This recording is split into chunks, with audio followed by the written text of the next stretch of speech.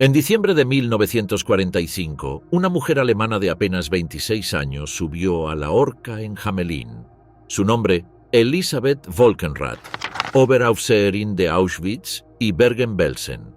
Había participado directamente en selecciones para las cámaras de gas, organizado castigos colectivos y supervisado la muerte de miles de prisioneras. Su ascenso dentro del aparato nazi no fue casualidad. Fue el resultado de años de adoctrinamiento, disciplina y lealtad absoluta al Reich. No era una figura aislada. Formaba parte de un engranaje en el que jóvenes alemanas comunes se transformaron en agentes de genocidio. Desde Ravensbrück hasta Auschwitz, su carrera estuvo marcada por la brutalidad sistemática y la disposición a obedecer sin vacilar. Cuando los británicos liberaron Bergen-Belsen en abril de 1945, las imágenes del horror confirmaron su papel central en la maquinaria de exterminio. ¿Cómo una mujer común llegó a convertirse en una de las guardianas más temidas del Tercer Reich? ¿Qué la llevó a ejercer crueldad hasta el final? De niña a fanática, el despertar del odio. Elisabeth Mühlau nació el 5 de septiembre de 1919 en Schönau an der Katzbach, un poblado rural de Silesia bajo la República de Weimar. Su padre Josef trabajaba como empleado forestal, su madre administraba el hogar y los 6 hijos de la familia. La vida transcurría con las dificultades económicas típicas de las familias obreras alemanas durante los años 20. El contexto histórico determinó su futuro. Alemania arrastraba las consecuencias del Tratado de Versalles, la hiperinflación había devastado la economía y el resentimiento nacional se extendía por todas las capas sociales. En comunidades rurales como la suya, estos temas dominaban las conversaciones familiares y públicas, creando un ambiente propicio para movimientos políticos extremos. La joven demostró limitadas capacidades académicas desde la infancia. Los registros escolares la clasifican como estudiante mediocre, sin habilidades destacadas en materias básicas. Los testimonios de antiguos compañeros y maestros la describen como una muchacha disciplinada, callada y susceptible a la influencia externa. Su familia carecía de recursos para proporcionarle educación superior o alternativas profesionales. En enero de 1933, cuando Adolf Hitler fue nombrado canciller, la adolescente tenía 13 años. Su generación se convertiría en la primera en ser sistemáticamente moldeada por las instituciones juveniles nacionalsocialistas. Pocas semanas después del ascenso nazi, fue incorporada al Bund Deutscher Mädel, la Liga de Muchachas Alemanas, organización que marcaría profundamente su desarrollo personal e ideológico. La Liga funcionaba como rama femenina de las juventudes hitlerianas, dirigida por Baldur von Schirach. Su propósito no era recreativo sino adoctrinador, transformar niñas alemanas en ciudadanas leales al Reich, madres de futuros soldados y defensoras de la pureza racial aria. Al momento de su adhesión, la organización contaba con aproximadamente 100.000 miembros. Para diciembre de 1933, bajo la presión del nuevo régimen, la cifra se había multiplicado por 20. El uniforme era obligatorio, falda azul marino, camisa blanca y pañuelo negro anudado al cuello. Las actividades combinaban ejercicios físicos, marchas, cánticos patrióticos y sesiones ideológicas donde se enseñaba biología racial, historia nacionalsocialista y los fundamentos del antisemitismo. Las niñas aprendían a identificar características físicas judías, a comprender la supuesta superioridad aria y a aceptar la necesidad de eliminar elementos raciales considerados degenerados. En 1936, la afiliación a las organizaciones juveniles nazis se volvió obligatoria para todos los alemanes entre 10 y 17 años.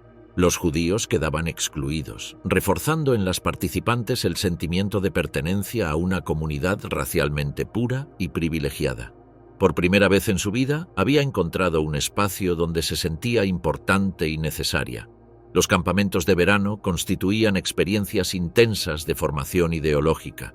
Miles de muchachas eran transportadas a instalaciones rurales donde pasaban semanas bajo disciplina militar, durmiendo en barracones, participando en ceremonias nocturnas alrededor de hogueras y escuchando discursos sobre el destino histórico de Alemania. Estos eventos reforzaban la sensación de participar en un movimiento trascendental. La asistencia a mítines del Partido Nacional Socialista formaba parte del programa formativo. Junto con sus compañeras viajó en varias ocasiones a Nuremberg para participar en los congresos anuales, espectáculos de masas donde cientos de miles de personas marchaban entre estandartes con esvásticas. La experiencia psicológica era devastadora. Las adolescentes no se percibían como simples escolares, sino como soldados de una causa histórica destinada a transformar Europa y el mundo. El sistema educativo alemán complementaba la formación del Bund Deutscher Mädel. En las aulas, los retratos de Hitler se convirtieron en elementos omnipresentes. Los libros de texto fueron sustituidos por manuales que exaltaban la figura del Führer, justificaban la expansión territorial alemana y describían a los judíos como parásitos raciales responsables de todos los males nacionales. Para las muchachas, el currículum se centraba en ciencias domésticas, higiene racial y educación física. No se las preparaba para carreras profesionales independientes, sino para convertirse en esposas eficientes y madres prolíficas. La maternidad era presentada como el máximo servicio patriótico. Producir hijos sanos para el Reich representaba una contribución tan valiosa como el servicio militar masculino. La gimnasia rítmica ocupaba un lugar destacado en la preparación física. Los médicos alemanes la consideraban especialmente adecuada para fortalecer el cuerpo femenino sin comprometer su capacidad reproductiva. Las sesiones colectivas fomentaban además la obediencia grupal y la uniformidad de pensamiento. Tras finalizar la educación primaria, trabajó como niñera y ayudante de cocina. En mayo de 1938 consiguió empleo en una peluquería local donde permanecería hasta el estallido de la guerra. Estos trabajos modestos no le ofrecían perspectivas de ascenso social, pero el nazismo le había mostrado un camino alternativo, el servicio directo al Estado como forma de conseguir estatus y reconocimiento. En 1940 cumplió su servicio en el Reichsarbeitsdienst für die weibliche Jugend, el servicio de trabajo del Reich para mujeres jóvenes. Durante 6 meses, mujeres entre 17 y 25 años trabajaban en granjas, fábricas o instituciones estatales bajo régimen cuasi militar. Dormitorios colectivos, uniformes grises, jornadas extensas de trabajo físico y disciplina estricta preparaban a las jóvenes para una vida de servicio absoluto al Estado. El Reichsarbeitsdienst reforzaba el moldeamiento ideológico mediante charlas vespertinas sobre el papel de la mujer en la nueva Alemania, recitación de consignas del Führer y repetición de lemas como trabajo, fe y sacrificio. Las participantes salían de esta experiencia con un sentimiento de pertenencia total a la comunidad nacional socialista. Para 1941 tenía 22 años y había absorbido completamente la ideología nazi. Su paso por la Liga de Muchachas Alemanas, el sistema educativo dirigido y el Reichsarbeitsdienst la habían transformado en una joven alemana modelo, disciplinada, obediente, racialmente consciente y dispuesta a servir al Reich en cualquier capacidad que se le requiriera. Cuando la SS comenzó a reclutar mujeres jóvenes para servir como guardianas en los campos de concentración, vio la oportunidad de su vida. No se trataba de una imposición, sino de un servicio voluntario que ofrecía salario superior al de trabajos civiles, alojamiento, uniforme y el prestigio de colaborar directamente con las élites del partido. Su decisión de enlistarse representaba la culminación lógica de años de inculcación y preparación ideológica. En octubre de 1941, fue aceptada como Aufseherin en las SS. Su destino inicial sería Ravensbrück, el mayor campo de concentración femenino del Tercer Reich, donde completaría su transformación de joven alemana común a guardiana del sistema de terror nazi. Ravensbrück, el taller donde nació la crueldad. 90 kilómetros al norte de Berlín, en las llanuras de Brandeburgo, se alzaba el complejo de Ravensbrück desde mayo de 1939. Cuando llegó en octubre de 1941, la instalación ya funcionaba como epicentro del sistema concentracionario femenino nazi y como centro de entrenamiento para futuras guardianas de otros campos más grandes. Ravensbrück había sido diseñado específicamente para mujeres. Durante sus 6 años de funcionamiento, 132.000 prisioneras pasaron por sus instalaciones. judías, comunistas, testigos de Jehová, gitanas, prostitutas, lesbianas y mujeres clasificadas como asociales según los criterios raciales y morales del Tercer Reich. Más de 92.000 de ellas morirían por ejecuciones, trabajos forzados, experimentos médicos o enfermedades. El recinto estaba organizado según una jerarquía estricta. En la cúspide se encontraba el comandante masculino de las SS, seguido por oficiales administrativos y médicos. Las Oberaufseherinnen supervisaban a las guardianas de base, mientras que las capos, prisioneras con autoridad sobre otras internas, ocupaban el escalón más bajo de la cadena de mando. Ingresó como Aufseherin Rasa, en el nivel inicial del personal femenino. Su instructora fue Dorothea Binz, una joven de 21 años que había ingresado al campo en 1939 como una de las primeras guardianas. Binz provenía de una familia rural similar. Su padre era guardabosques en un pueblo de Mecklemburgo. Sin embargo, había desarrollado una reputación de sadismo que la convertía en la formadora ideal para las nuevas reclutas. El entrenamiento no consistía en clases teóricas, sino en inmersión práctica. Acompañaba a Binz durante las rondas matinales, observaba los métodos de castigo y participaba gradualmente en la imposición de disciplina. La primera lección era fundamental. Las prisioneras no eran seres humanos sino material humano desechable, enemigos del Reich que merecían cualquier trato que se les dispensara. Las prisioneras despertaban a las 4 de la madrugada al sonido de silbatos y gritos. Tenían pocos minutos para ordenar sus literas, hacer sus necesidades en letrinas inmundas y formar en la plaza central para el apel el recuento diario que podía prolongarse durante horas. Durante este ritual, las supervisoras caminaban entre las filas buscando cualquier excusa para imponer castigos. Una postura incorrecta, un temblor involuntario, una mirada considerada insolente. Aprendió a detectar estos signos de insubordinación y a responder con agresión inmediata. Las bofetadas eran el castigo más leve. Las patadas, los golpes con porras de goma y los latigazos constituían la respuesta habitual ante infracciones mayores. Binz insistía en que la compasión era una debilidad inadmisible. Una guardiana eficaz debía disfrutar del poder que ejercía sobre las prisioneras. Los talleres de trabajo forzado ocupaban la mayor parte del día. Las internas fabricaban uniformes, calzado y equipamiento para la Wehrmacht bajo la supervisión directa de las guardianas. Fue asignada a uno de estos talleres, donde su función consistía en asegurar que las prisioneras mantuvieran el ritmo de producción, no descansaran y no intentaran sabotear el material. Cualquier reducción en la productividad era castigada con privación de alimentos o vejaciones públicas. La privación de comida constituía una herramienta de control fundamental.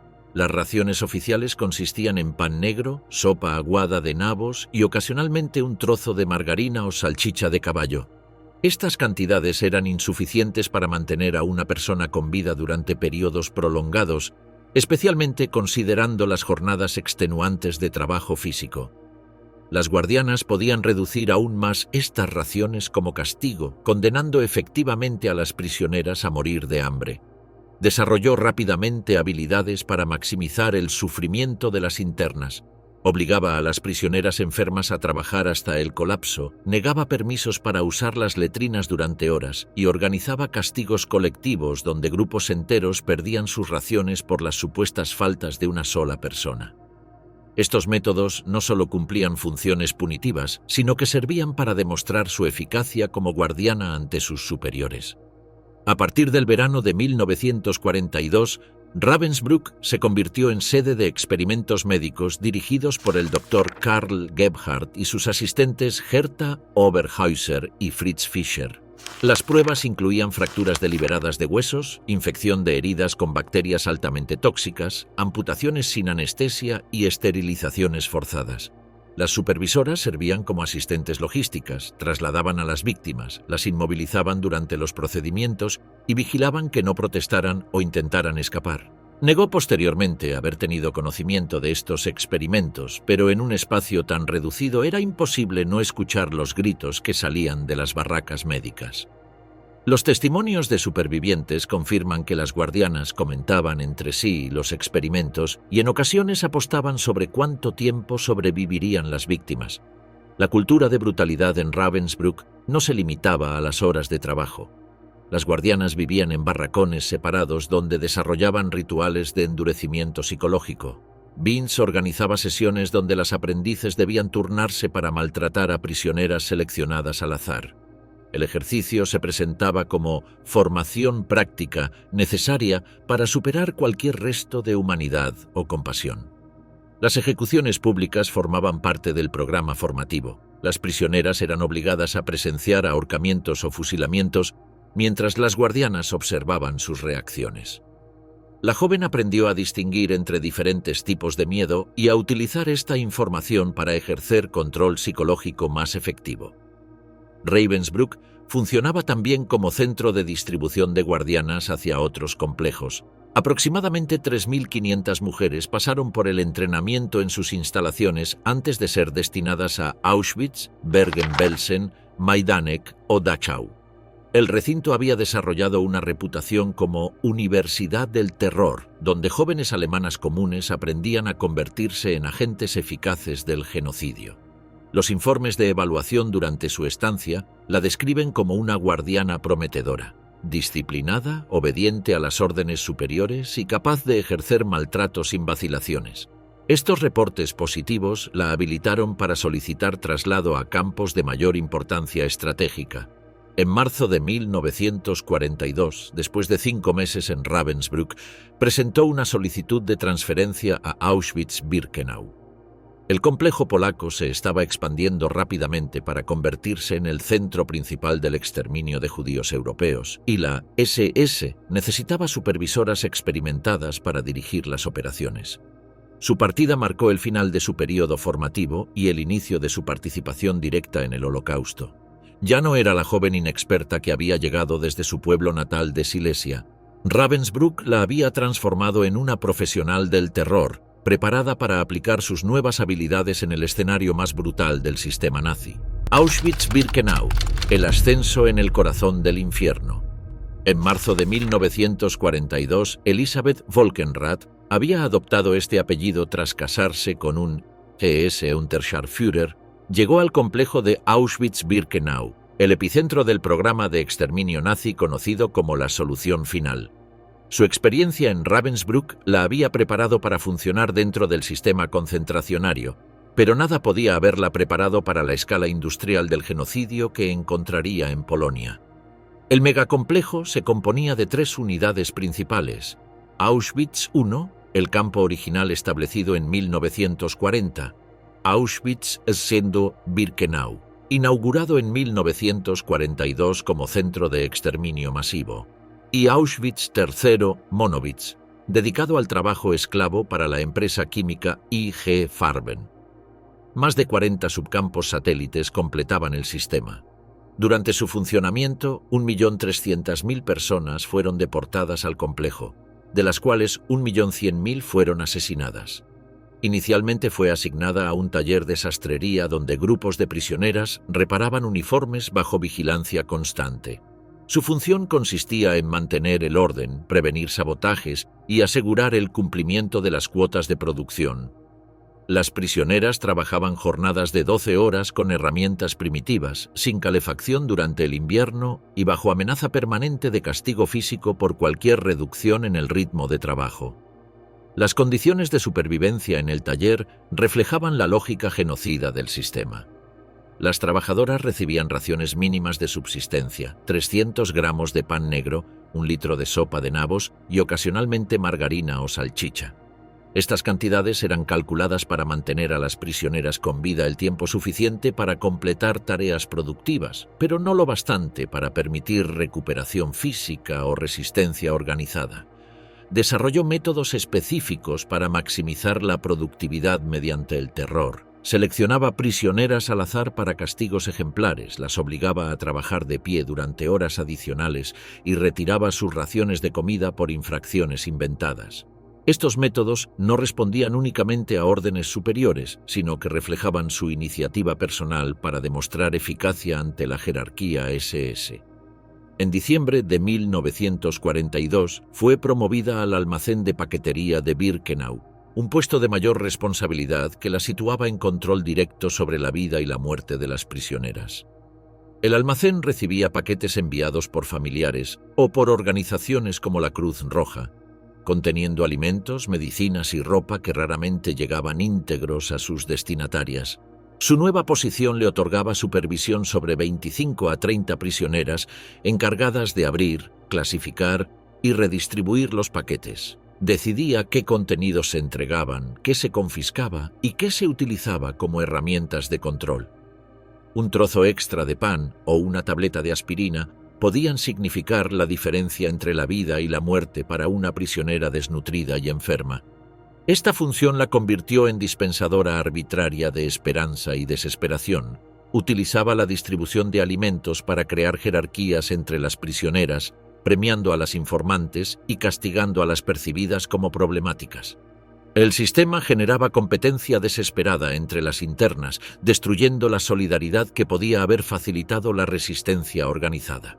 La gestión del almacén también la implicó en el proceso de deshumanización sistemática que precedía al exterminio. Los objetos personales, fotografías familiares, cartas, recuerdos religiosos, eran sistemáticamente destruidos frente a las prisioneras para quebrar sus vínculos emocionales con el mundo exterior. Supervisaba estas destrucciones como parte de sus responsabilidades rutinarias. En noviembre de 1944, cuando Auschwitz alcanzaba el punto máximo de las deportaciones masivas, fue promovida a Oberaufseherin, supervisora principal del campo femenino de Birkenau. Este nombramiento la colocaba en la cúspide de la jerarquía femenina del complejo, con autoridad sobre una docena de guardianas y varias decenas de capos. Sus nuevas responsabilidades incluían la organización del trabajo diario, la dirección de los recuentos matinales y vespertinos, la supervisión de la disciplina y la participación en las selecciones de prisioneras para trabajo forzado o exterminio inmediato. Esta última función la convirtió en participante directa del proceso genocida. Las selecciones se realizaban en 3 contextos principales. Al llegar los transportes, miles de deportados descendían de vagones de carga tras días de viaje en condiciones infrahumanas. Médicos de las SS, asistidos por supervisores como ella, separaban en minutos a quienes consideraban aptos para el trabajo de quienes debían ser enviados inmediatamente a las cámaras de gas. Dentro del complejo se realizaban selecciones periódicas de prisioneras demasiado enfermas, débiles o ancianas para continuar trabajando. Participaba en estas revisiones médicas donde se decidía el destino de cientos de mujeres en sesiones que duraban pocas horas. Su criterio se basaba no en consideraciones médicas objetivas, sino en evaluaciones arbitrarias de productividad potencial. El hospital de prisioneras constituía el tercer escenario de selecciones. Las pacientes que no mostraban recuperación rápida eran marcadas para exterminio como medida de higiene del campo. Supervisaba estos procesos, asegurando que las prisioneras seleccionadas fueran trasladadas sin resistencia hacia las cámaras de gas. Los testimonios recogidos durante los juicios de posguerra describen su comportamiento durante las selecciones. La superviviente Vera Fischer declaró haberla visto separar personalmente a 1.400 prisioneras, de las cuales solo 300 fueron destinadas al trabajo y el resto al exterminio inmediato. Otras testigos la describieron caminando entre las filas de mujeres desnudas, señalando con gestos casuales hacia la derecha o la izquierda, determinando así quién viviría o moriría. Además de las selecciones, había desarrollado un repertorio de torturas físicas y psicológicas que aplicaba durante los recuentos diarios. Obligaba a las prisioneras a permanecer con los brazos extendidos durante horas bajo temperaturas extremas, agrediendo a quienes desfallecían. Organizaba sesiones de ejercicio deportivo donde las internas debían correr, saltar, arrastrarse sobre grava o marchar descalzas hasta la extenuación total. La privación deliberada de alimentos constituía su herramienta de control preferida. Retiraba raciones enteras a bloques completos como castigo colectivo, argumentando que las prisioneras tenían demasiado. Esta práctica no respondía a órdenes superiores específicas, sino a su interpretación personal de cómo mantener la disciplina mediante el hambre sistemática. Su reputación de crueldad se extendió por todo el complejo de Auschwitz. Las prisioneras la conocían como una de las guardianas más temidas, capaz de brutalidad extrema sin provocación aparente. Los testimonios describen palizas que dejaban a las víctimas inconscientes, castigos que duraban días enteros y humillaciones públicas diseñadas para quebrar la dignidad humana de las internas. En 1943 contrajo tifus, una enfermedad endémica en Auschwitz debido a la superpoblación y la falta de higiene. Fue trasladada a la enfermería del personal SS, donde recibió tratamiento médico completo que le salvó la vida. Esta experiencia contrastaba brutalmente con el destino de las prisioneras que contraían la misma enfermedad. Eran enviadas directamente a las cámaras de gas para prevenir contagios. Durante el verano y otoño de 1944, Auschwitz vivió su periodo más intenso de exterminio con la llegada de más de 400.000 judíos húngaros. La mayoría fueron asesinados en cuestión de horas tras su llegada. Como Oberaufseherin participó directamente en la gestión de este proceso masivo de exterminio, supervisando las selecciones y organizando el trabajo de las guardianas subordinadas. Cuando en enero de 1945 las tropas soviéticas se aproximaron al complejo, comenzó la evacuación masiva. Decenas de miles de prisioneros fueron forzados a participar en las marchas de la muerte, caminatas forzadas bajo temperaturas de 20 grados bajo cero y sin apenas alimento. Abandonó Auschwitz el 18 de enero de 1945 tras casi 3 años de servicio en el epicentro del Holocausto. Su paso por Auschwitz la había transformado de guardiana intermedia en una de las mujeres con mayor poder dentro de la estructura femenina del campo más mortífero del sistema nazi. Su ascenso estuvo directamente vinculado a su capacidad y disposición para ejercer maltrato extremo, participar activamente en selecciones genocidas y mantener el orden mediante el terror sistemático. Bergen-Belsen, el reino absoluto de la miseria. En febrero de 1945, mientras el Tercer Reich se desmoronaba bajo los ataques aliados desde el este y el oeste, llegó al campo de concentración de Bergen-Belsen en Baja Sajonia. Su traslado desde Auschwitz formaba parte de las evacuaciones masivas ordenadas por las SS para ocultar las evidencias del exterminio y mantener el control sobre los prisioneros supervivientes. Bergen-Belsen había comenzado su existencia en 1940 como centro para prisioneros de guerra soviéticos. Posteriormente se transformó en campo de intercambio para judíos que los nazis esperaban canjear por prisioneros alemanes en manos aliadas. Sin embargo, a medida que otros centros eran evacuados, Bergen-Belsen se convirtió en receptáculo final para decenas de miles de prisioneros procedentes de todo el Reich. Cuando llegó, el recinto experimentaba un colapso humanitario sin precedentes. De 15.000 prisioneros en julio de 1944, la población había aumentado a más de 60.000 en marzo de 1945.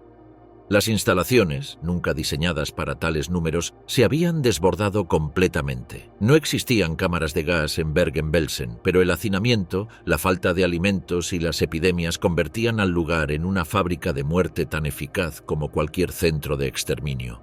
Su nombramiento como Oberaufseherin del sector femenino la situó inmediatamente en la jerarquía superior bajo las órdenes directas de Josef Kramer, el comandante conocido como la Bestia de Belsen.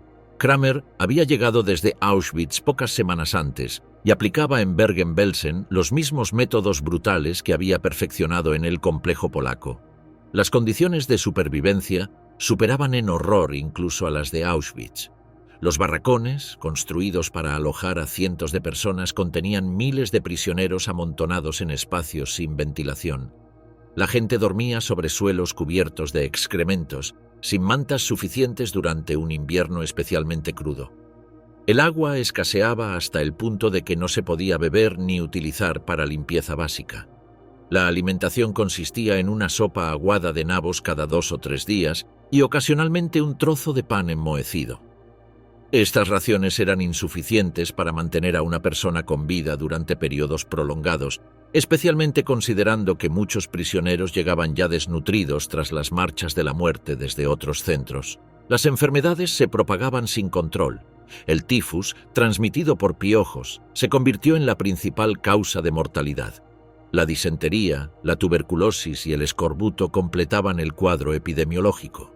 Cada día morían entre 250 y 300 personas por hambre, enfermedades o agotamiento total. Los cadáveres se amontonaban en los barracones porque no había personal suficiente para retirarlos. no solo mantuvo en estas condiciones extremas su régimen de agresión sistemática, sino que lo intensificó.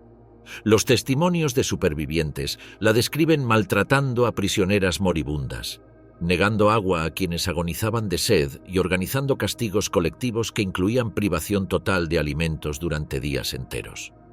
La superviviente Helene Herkovitz declaró en los juicios posteriores que la había obligado a correr descalza tras una bicicleta conducida por un guardia mientras la agredía repetidamente con una porra de goma. Posteriormente fue encerrada en un sótano con una ración de pan y agua cada 3 días, hasta que contrajo tifus y estuvo al borde de la muerte.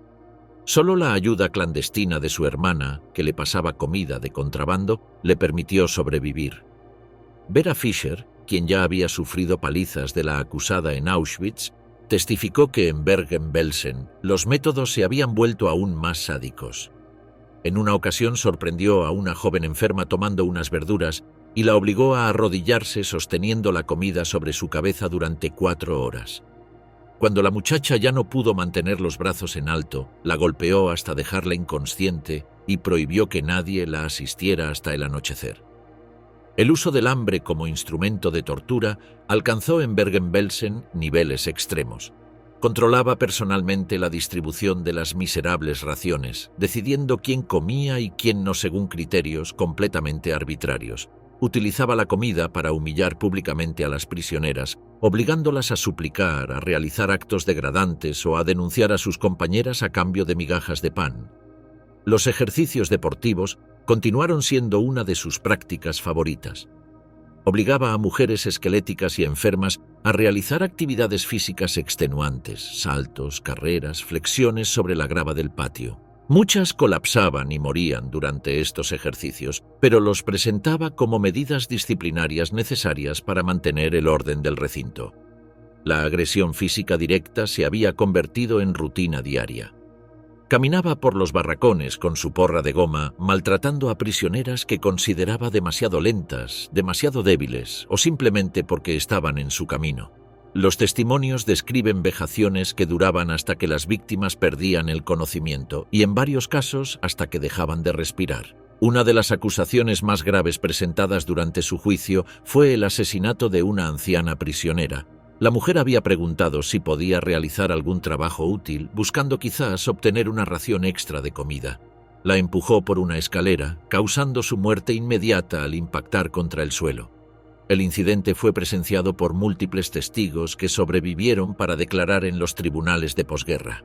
Su comportamiento durante los últimos meses de la guerra revela aspectos psicológicos perturbadores de su personalidad. Incluso cuando la derrota alemana era evidente y el colapso del régimen nazi inminente, continuó ejerciendo brutalidad extrema contra las prisioneras. Esta persistencia en la crueldad cuando ya no existían incentivos institucionales sugiere que la agresión se había convertido en una necesidad psicológica personal. La administración del sector femenino bajo su supervisión se caracterizó por el abandono total de cualquier pretensión de mantener a las prisioneras con vida. Las guardias subordinadas recibían instrucciones de no proporcionar asistencia médica, no distribuir las escasas medicinas disponibles y no permitir que las prisioneras ayudaran a sus compañeras enfermas. Los recuentos diarios, que en otros centros duraban 1 o 2 horas, se prolongaban en Bergen-Belsen durante periodos extremos bajo su dirección. Las prisioneras debían permanecer inmóviles en formación, independientemente del clima, mientras ella caminaba entre las filas buscando excusas para imponer castigos. Estas sesiones se convertían en espectáculos de sadismo donde la muerte por agotamiento era un resultado esperado. Durante las últimas semanas antes de la liberación, cuando los cadáveres se amontonaban por todo el recinto y las condiciones sanitarias habían colapsado completamente, mantuvo su régimen de terror.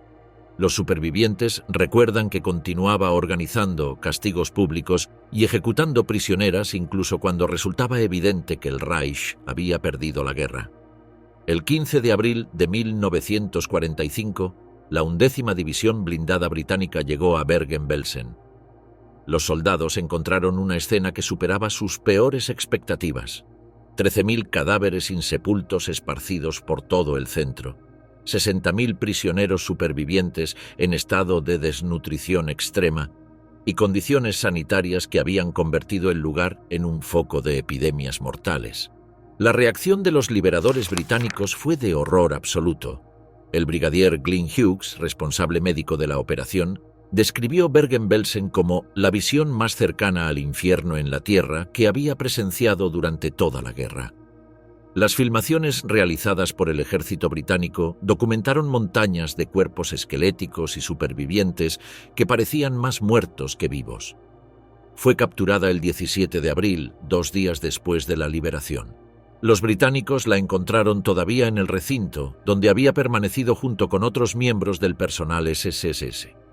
Su decisión de no huir, a diferencia de muchos otros guardias, podría interpretarse como una confianza ciega en que sus acciones serían justificadas o como una desconexión total de la realidad de su situación. Los soldados británicos obligaron a la acusada y a otras guardianas capturadas a enterrar los cadáveres en fosas comunes. Las filmaciones de estas jornadas muestran a las mujeres SS arrojando cuerpos esqueléticos a las fosas, con la misma indiferencia que habían mostrado durante los años de funcionamiento del centro. Esta documentación visual se convertiría en evidencia crucial durante los juicios posteriores. Su comportamiento durante los primeros días de cautiverio británico reflejó la misma ausencia de remordimiento que había caracterizado su carrera como guardiana. Cuando fue interrogada sobre las condiciones del recinto, respondió que había hecho únicamente lo que se le ordenaba y que las muertes masivas se debían a circunstancias fuera de su control. El impacto de Bergen-Belsen en la opinión pública mundial fue inmediato y duradero. Las imágenes del centro liberado se convirtieron en símbolos del horror nazi y en evidencia irrefutable de que el Holocausto había sido una realidad sistemática. Su nombre quedó asociado para siempre con este apocalipsis humano, donde su papel como Oberaufseherin la convertía en una de las principales responsables de la catástrofe humanitaria. La red de compañeras, jerarquía y complicidad en el terror. El aparato concentracionario nazi se sostenía en redes humanas, no en individuos aislados. Elisabeth Volkenrath formó parte de un círculo de guardianas que, junto con sus superiores, consolidaron un sistema de represión que funcionaba con la precisión de una máquina. Sus relaciones con otras mujeres de uniforme y con los comandantes que las dirigían permiten comprender cómo se articulaba ese engranaje. Cuando llegó a Ravensbrück en 1941, su aprendizaje quedó marcado por la influencia de Dorothea Binz. Apenas un año mayor, Binz ya había alcanzado notoriedad dentro del campo por su brutalidad y por su papel como formadora de nuevas reclutas. No impartía clases en aulas ni transmitía manuales escritos. Enseñaba en la práctica, durante las rondas, en los recuentos y en las inspecciones. Bajo su mirada, Volkenrath descubrió que la autoridad de una guardiana se cimentaba en la ausencia de compasión, en la disciplina férrea y en el castigo colectivo como herramienta de control. Esa relación de subordinación se convirtió en el molde que definió su conducta posterior. Lo que aprendió de Binz en Ravensbrück lo aplicaría más tarde en Auschwitz y Bergen-Belsen, repitiendo el mismo patrón de crueldad para formar a otras. La carrera de Volkenrath alcanzó su cenit en Auschwitz, donde ocupó el puesto de supervisora principal del campo femenino. Allí coincidió con Irma Grese, una de las guardianas más jóvenes y temidas. Grese apenas superaba los 20 años y ya se había ganado la reputación de sádica entre las prisioneras. Volkenrath estaba por encima de ella en la jerarquía, pero ambas funcionaban como engranajes complementarios. La primera organizaba, daba órdenes y supervisaba. La segunda ejecutaba esas órdenes con un entusiasmo brutal que se convirtió en su sello personal. No eran amigas ni compañeras cercanas en términos afectivos, pero compartían una complicidad profesional que se reforzaba en las tareas más duras, como las selecciones de prisioneras recién llegadas, donde juntas decidían el destino inmediato de cientos de mujeres. Si Grese simbolizaba la juventud radicalizada, Juana Bormann representaba la veteranía. Había pasado por varios campos desde finales de los años 30 y era conocida por su brutalidad tanto con los prisioneros como con los animales bajo su custodia. Con ella, Volkenrath compartió primero la vida en Auschwitz y más tarde en Bergen-Belsen. La relación estuvo marcada por el peso de la experiencia de Bormann, pero también por la autoridad formal de Volkenrath. que ya había ascendido al rango más alto entre las guardianas. En ese equilibrio se configuraba una dupla eficaz. La veterana curtida en años de servicio y la jefa que sabía explotar esa dureza para consolidar su dominio sobre el campo femenino. Sobre todas ellas se alzaba la figura de Josef Kramer, comandante de Auschwitz-Birkenau y más tarde de Bergen-Belsen. Kramer era un oficial calculador, apodado la Bestia de Belsen por su frialdad administrativa y su capacidad para imponer disciplina.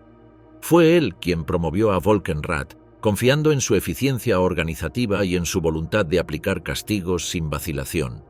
La relación entre ambos era de subordinación, pero también de confianza. Kramer necesitaba a alguien capaz de controlar a miles de prisioneras en el sector femenino, y ella cumplía ese papel con eficacia implacable. En Bergen-Belsen, todos estos nombres se reunieron en el último acto de la tragedia. Kramer al mando del conjunto, Volkenrath como jefa del sector femenino, Grese como guardiana temida y Bormann como veterana de crueldades interminables. Juntos formaban un núcleo de poder que operaba en medio del colapso final del Tercer Reich. Mientras las epidemias y el hambre arrasaban con decenas de miles de prisioneros, la red de compañeras seguía funcionando, aplicando castigos, distribuyendo las miserables raciones y manteniendo una disciplina absurda en medio del caos. El desenlace llegó en 1945, cuando todos ellos fueron capturados por las fuerzas británicas y sentados en el mismo banquillo durante el juicio de Belsen. El régimen derrumbado. La captura en Belsen. Su captura el 17 de abril de 1945 marcó el inicio del proceso judicial que la convertiría en uno de los casos más documentados de criminales de guerra femeninas nazis. Su detención por las fuerzas británicas no fue casual, había permanecido en Bergen-Belsen incluso después de la liberación, supervisando junto con otros miembros de las SS las operaciones de enterramiento de cadáveres ordenadas por los nuevos administradores militares. Los británicos organizaron inmediatamente la recopilación de evidencias. Cientos de supervivientes fueron entrevistados, se tomaron miles de fotografías de las condiciones del centro y se filmaron testimonios de testigos presenciales. Fue separada de los prisioneros liberados para evitar linchamientos, pero su identidad y funciones fueron rápidamente establecidas a partir de los registros administrativos alemanes y las declaraciones de múltiples testigos. El juicio de Belsen comenzó el 17 de septiembre de 1945 en Lüneburg, dentro de la zona de ocupación británica. Fue el primer gran proceso organizado por el Reino Unido contra criminales de guerra nazis, estableciendo precedentes legales y procedimentales que influirían en juicios posteriores. El tribunal estaba compuesto por oficiales militares británicos actuando como jueces, mientras que la acusación fue dirigida por juristas especializados en derecho internacional. 45 personas fueron procesadas, entre ellas 16 mujeres guardianas de Auschwitz y Bergen-Belsen. Ocupaba una posición prominente entre los acusados debido a su rango de Oberaufseherin y a la abundancia de testimonios que la señalaban como responsable directa de asesinatos, torturas y participación en selecciones para exterminio. Los cargos presentados contra la acusada se fundamentaban en tres categorías principales: crímenes de guerra, crímenes contra la humanidad y conspiración para cometer genocidio. La acusación argumentaba que su posición jerárquica la hacía responsable tanto de sus acciones directas como de las guardianas subordinadas bajo su supervisión. Las pruebas presentadas por la Fiscalía británica fueron abrumadoras. Los documentos administrativos alemanes confirmaban su rango y funciones en ambos centros. Las filmaciones realizadas durante la liberación de Bergen-Belsen la mostraban participando en el enterramiento de cadáveres con visible indiferencia. Los testimonios de supervivientes proporcionaban relatos detallados de torturas, asesinatos y humillaciones específicas. Vera Fischer declaró bajo juramento que la había agredido tan brutalmente en Auschwitz que requirió 3 semanas de hospitalización. Describió métodos de tortura que incluían golpes con porras de goma hasta la pérdida de conciencia y obligar a las prisioneras a realizar ejercicios físicos extremos hasta la muerte por agotamiento. Helen Herkovitz proporcionó testimonios sobre su experiencia en Bergen-Belsen, donde la había encerrado en un sótano con raciones de hambre durante 3 semanas. Solo había sobrevivido gracias a la ayuda clandestina de su hermana, quien le pasaba comida de contrabando. Su testimonio incluía detalles específicos sobre métodos de castigo y la personalidad sádica de la procesada.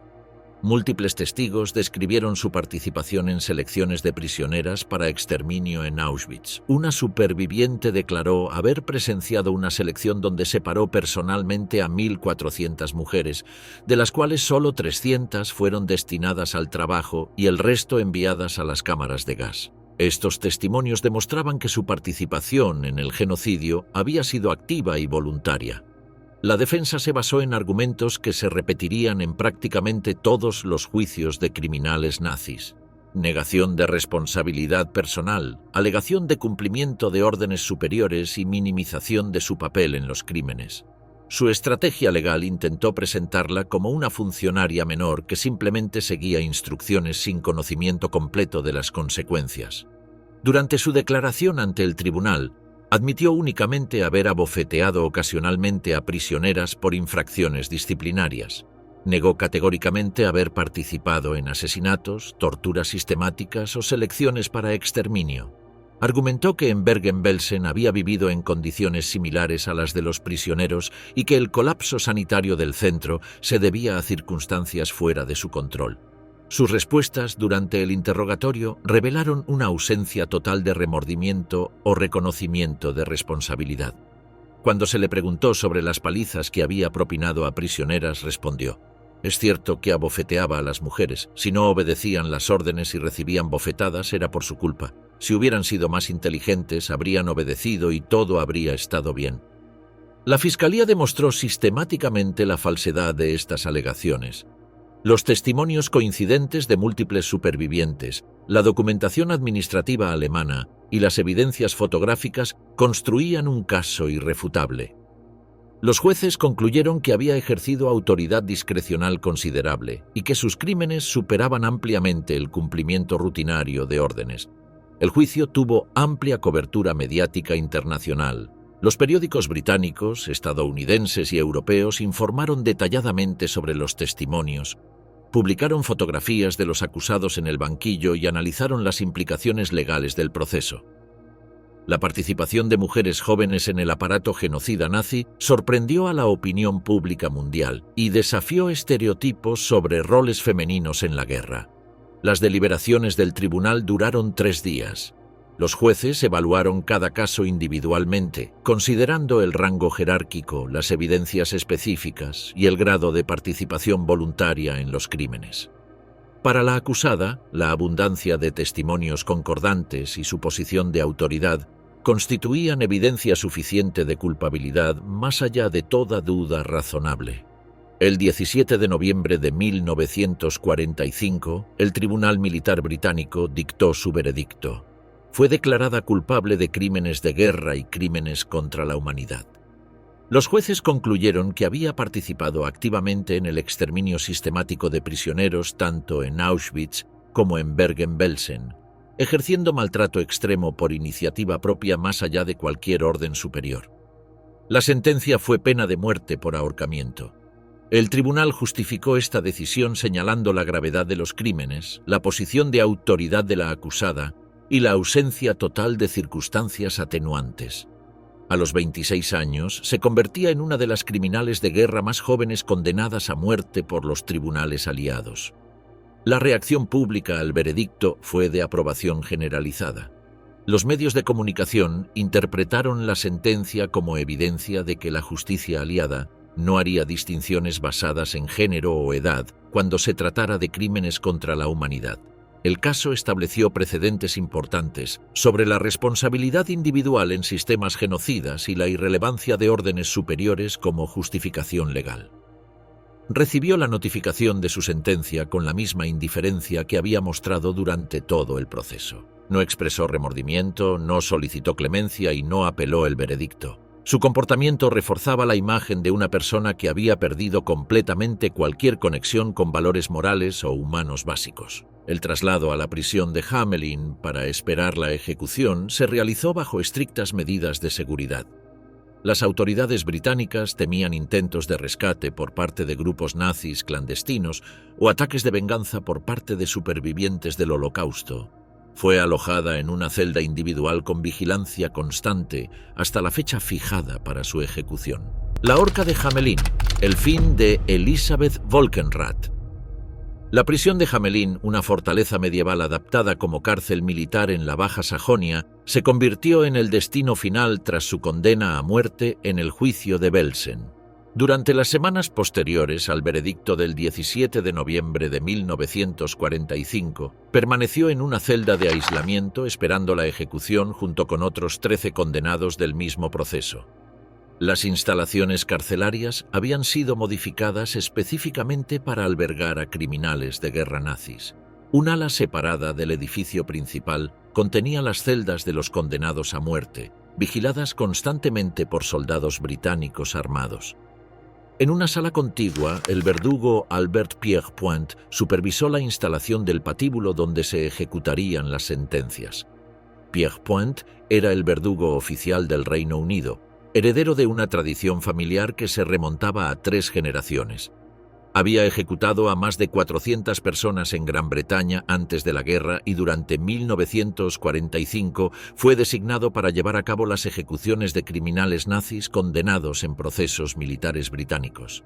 Su método se basaba en el sistema de caída larga, calculando matemáticamente la longitud de la soga según el peso y estatura del reo para garantizar la fractura cervical instantánea. Durante diciembre de 1945, Hamelin albergaba a los principales condenados del juicio de Belsen: Joseph Kramer, comandante de Auschwitz-Birkenau y último jefe de Bergen-Belsen; Irma Grese, la guardiana de 22 años conocida como la Hiena de Auschwitz; Juana Bormann, veterana supervisora de múltiples centros; y la condenada, junto con otros 10 procesados masculinos. El 12 de diciembre, los prisioneros fueron informados oficialmente de que las ejecuciones tendrían lugar la mañana siguiente. La noticia no causó sorpresa. Todas las apelaciones habían sido rechazadas y las autoridades militares británicas habían expresado su intención de proceder rápidamente con las sentencias para enviar un mensaje inequívoco sobre la justicia aliada. Recibió la notificación con la misma indiferencia emocional que había caracterizado su comportamiento durante el juicio. No solicitó asistencia religiosa, no expresó arrepentimiento y no intentó comunicarse con familiares. Su actitud contrastaba con la de otros condenados que escribieron cartas de despedida o solicitaron la presencia de capellanes. La mañana del 13 de diciembre de 1945 amaneció fría y nublada. Desde las primeras horas, la prisión estaba rodeada por cordones de seguridad militar. Oficiales británicos de alto rango, médicos militares, corresponsales de prensa acreditados y funcionarios judiciales fueron autorizados como testigos oficiales de las ejecuciones. Pierrepoint realizó una inspección final del equipo.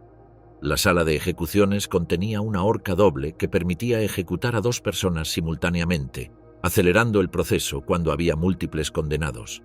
El mecanismo consistía en trampillas metálicas controladas por una palanca central que provocaba la caída simultánea y la fractura cervical por tensión de la cuerda. El orden de las ejecuciones había sido establecido previamente. Las mujeres serían ejecutadas primero, seguidas por los hombres. Esta decisión respondía tanto a consideraciones logísticas como a un protocolo no escrito sobre la ejecución de criminales de guerra femeninas, un procedimiento poco habitual en la justicia europea occidental. A las 9:34 de la mañana fue conducida desde su celda hasta la sala de ejecuciones. Vestía la ropa gris estándar de los prisioneros y caminaba escoltada por 2 soldados británicos. Los testigos presentes describieron su expresión como completamente indiferente, sin signos de miedo, arrepentimiento o cualquier emoción reconocible. Pierrepoint dirigió el procedimiento con la eficiencia mecánica que caracterizaba su trabajo. Fue colocada sobre la trampilla marcada con una cruz pintada en el suelo. Sus manos fueron atadas a la espalda, se le colocó la capucha negra reglamentaria y la soga fue ajustada alrededor de su cuello. Todo el proceso duró menos de 30 segundos. La caída fue instantánea cuando Pierrepoint accionó la palanca. Su cuerpo desapareció bajo el suelo de la sala en una fracción de segundo. Un médico militar certificó la muerte por fractura cervical a los pocos minutos. Había muerto a los 26 años. la misma edad que tenían muchas de las prisioneras que había enviado a las cámaras de gas en Auschwitz. Inmediatamente después, se procedió con las ejecuciones de Irma Grese y Juana Bormann. Grese, a los 22 años, era la más joven de todos los condenados en el juicio de Belsen. Su juventud y la documentación de su sadismo extremo en Auschwitz habían convertido su caso en uno de los más comentados internacionalmente. Bormann, de 42 años, era una veterana del sistema concentracionario que había servido en múltiples instalaciones. Durante las horas siguientes fueron ejecutados los 11 condenados masculinos, incluido Joseph Kramer. Todas las ejecuciones siguieron el mismo protocolo establecido por Pierre Point, quien completó su tarea en menos de 3 horas. El verdugo británico registraría posteriormente que las ejecuciones de Hamelin habían transcurrido sin incidentes técnicos o comportamientos disruptivos por parte de los condenados. Los cuerpos de los ejecutados fueron enterrados en fosas anónimas en el cementerio de Hamelin, sin marcas identificatorias en las tumbas. Esta decisión respondía a directrices militares británicas diseñadas para prevenir que los sitios de enterramiento se convirtieran en lugares de peregrinación para simpatizantes nazis o en símbolos de martirio. La cobertura mediática de las ejecuciones fue extensiva. Los periódicos británicos informaron ampliamente sobre el proceso, destacando que se había hecho justicia por los crímenes de Bergen-Belsen. La prensa europea y estadounidense reprodujo las noticias, enfatizando que el ajusticiamiento de mujeres guardianas representaba un precedente significativo en el tratamiento judicial de criminales de guerra femeninas. El impacto simbólico de su muerte trascendió el aspecto puramente judicial. Representaba la caída definitiva del aparato de terror nazi y la rendición de cuentas por los crímenes del Holocausto. Su juventud contrastaba brutalmente con la magnitud de sus crímenes, ilustrando cómo el moldeamiento nazi había logrado transformar ciudadanos ordinarios en participantes activos del genocidio. La prisión de Hamelin continuó siendo utilizada para ejecutar criminales de guerra hasta 1949. Pierre Point ejecutó allí a más de 200 nazis condenados en procesos británicos, convirtiendo la instalación en un símbolo de la justicia aliada durante el período de ocupación. Su caso permaneció como uno de los más documentados debido a la abundancia de testimonios y evidencias presentadas durante el juicio. La muerte en la horca cerró definitivamente el capítulo de una vida que había evolucionado desde la normalidad rural alemana hasta las cimas del horror nazi. Había nacido en una familia trabajadora común, había sido moldeada por las instituciones juveniles del Tercer Reich, había ascendido dentro de la jerarquía del sistema concentracionario y había terminado sus días en un patíbulo británico como criminal de guerra convicta. Su historia personal ilustra los mecanismos mediante los cuales regímenes totalitarios pueden transformar ciudadanos ordinarios en perpetradores de genocidio. El trayecto desde la Liga de Muchachas Alemanas hasta la horca de Hamelin demuestra que los crímenes contra la humanidad no son cometidos únicamente por líderes políticos o fanáticos excepcionales, sino también por personas comunes que aceptan, internalizan y aplican ideologías exterminadoras. Su legado trasciende la muerte individual. Su caso contribuyó al establecimiento de precedentes legales sobre responsabilidad individual en sistemas genocidas, la irrelevancia del género en la determinación de culpabilidad criminal y la importancia de documentar testimonios de supervivientes para futuras generaciones. Su nombre quedó inscrito para siempre en los anales del Holocausto como ejemplo tanto de la capacidad humana para el mal absoluto como de la inevitabilidad de la justicia histórica.